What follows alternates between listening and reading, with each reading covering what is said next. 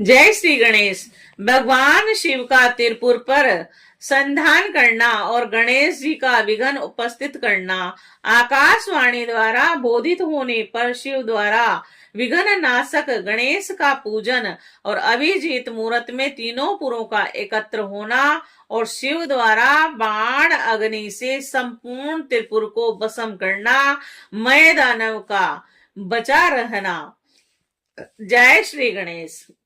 सनत कुमार बोले कि हे व्यास जी, इसके बाद महादेव शंभु संपूर्ण सामग्रियों से युक्त हो उस रथ पर बैठकर दैत्यों के संपूर्ण त्रिपुर को दग्ध करने के लिए उदत हुए और उस रथ के शीघ्र स्थान पर स्थित हो वे धनुष को चढ़ाकर उस पर उत्तम बाण संधान कर अत्यंत अद्भुत प्रत्यालीन आसन में स्थित होकर दृढ़ मुष्टि में धनुष को पकड़कर अपनी दृष्टि में दृष्टि डालकर निश्चल हो 100,000 वर्ष प्रयत्न वहां स्थित रहे और उस समय वे गणेश जी उन शिव जी के अंगूठे पर स्थित हो निरंतर उन्हें पीड़ित करने लगे और जिनसे उनके लक्ष्य में त्रिपुर दिखाई न पड़े। तब मुझ केस विरूपाक्ष तथा धनुष बाणधारी शंकर ने यह अत्यंत मनोहर आकाशवाणी सुनी और हे जगदीश, हे ईश, हे भगवान, जब तक आप इन गणेश जी का पूजन नहीं करेंगे तब तक आप त्रिपुर का नाश नहीं कर सकेंगे।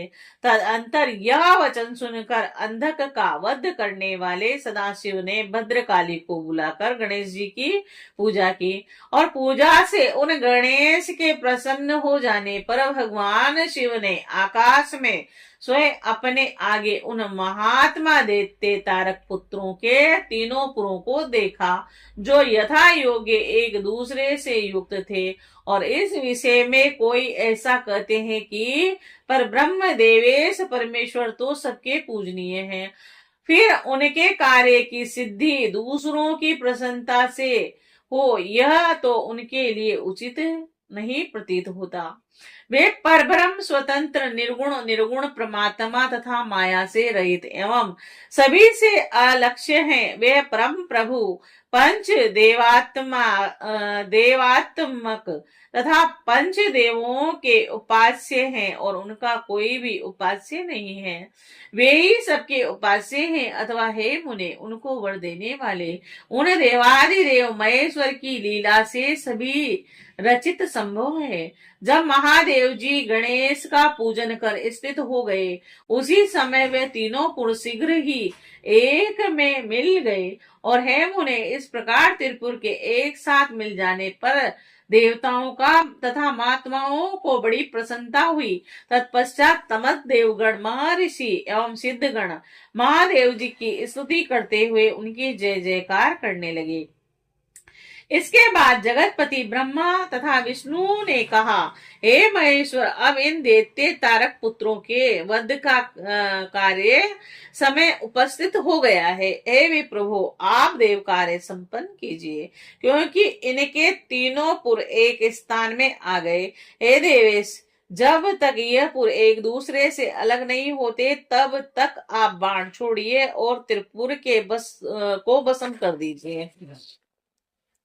तब शंकर जी ने धनुष की चढ़ाकर उस पर बाण रखकर त्रिपुर संहार के लिए अपने पूज्य पाशुपत शास्त्र का ध्यान किया और उसके बाद श्रेष्ठ लीला विशारद शिव जी किसी कारण से उन पुरों को निरादर की दृष्टि से देखने लगे। आप विरूपाक्ष हैं और इन तीनों पुरों को क्षण मात्र में दग्ध करने में समर्थ हैं तथा सज्जनों की एकमात्र गति है। यद्यपि आप देवेश्वर आपकी दृष्टि मात्र से तीनों लोगों को भस्म करने में समर्थ है, किंतु हम लोगों के यश को बढ़ाने के लिए आप इन पर अपना बाण छोड़िए।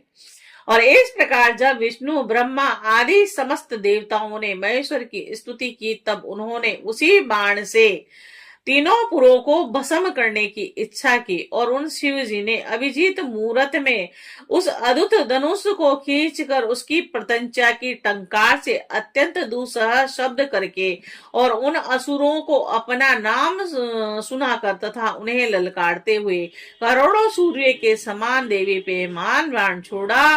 पाप नाशक और जाज्वल्यमान अग्नि फलक से युक्त तथा तीव्रगामी तथा विष्णुमय बाण ने त्रिपुर में रहने वाले उन तीनों दैत्यों को दग्ध कर दिया और इस प्रकार भस्म हुए वे तीनों पुर 4 समुद्रों की मेखला वाली पृथ्वी पर एक साथ ही गिर पड़े और जले हुए वे पुर राख के रूप में हो गए। शिव की पूजा में अतिक्रम के कारण सैकड़ों दैत्य हाहाकार करते हुए उस बाण की अग्नि से भस्म हो गए।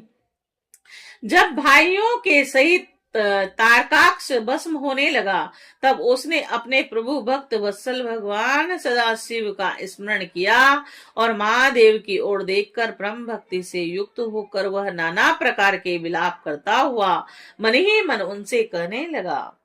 तारकाक्ष बोला, हे भो, मैंने जान लिया है कि आप हमारे ऊपर प्रसन्न हैं और अपने इस सत्य के प्रभाव से आप पुनः भाइयों सहित हमें कब जलाएंगे। हे भगवान, हम लोगों ने यह दुर्लभ वस्तु प्राप्त की है जो देवताओं और असुरों के लिए भी अपर्याप्त है।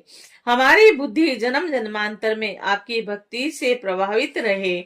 और हे मुने, ऐसा कहते हुए उन दैत्यों को शिव जी की आज्ञा से अग्नि ने अद्भुत रीति से जलाकर राख कर दिया।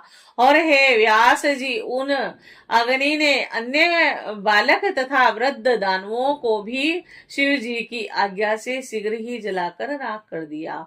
और जिस प्रकार कल्पांत में जगत भस्म हो जाता है उसी प्रकार उस अग्नि ने वहां जो भी स्त्री पुरुष वाहन आदि थे उन सभी को जला दिया और बहुत सी श्रेष्ठ स्त्रियां गले में बुझाएं डालने वाले अपने पतियों को छोड़कर भस्म हो गई और सोई हुई प्रमत्त और रति शांत स्त्रियां भी भस्म हो गई।